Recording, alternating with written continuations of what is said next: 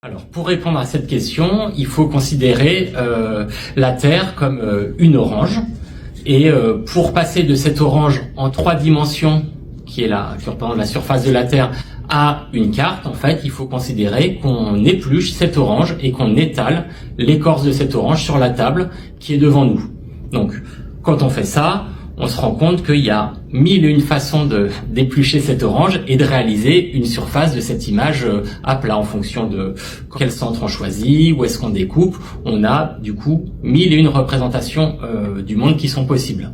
Mais ce qu'on se dit aussi, c'est que c'est pas possible de reproduire une image parfaite de la Terre, de cette orange, sans réaliser des déformations.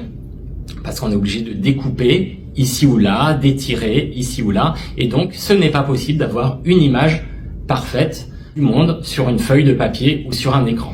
Donc il y a des déformations et les cartographes vont devoir arbitrer sur ces déformations. Est-ce qu'ils vont privilégier la forme des pays, comme par exemple sur la projection de Mercator, ou la taille des pays, un rapport de surface qui est équivalent sur l'ensemble de la carte, comme sur la projection Equal Earth, la projection de Peters, etc.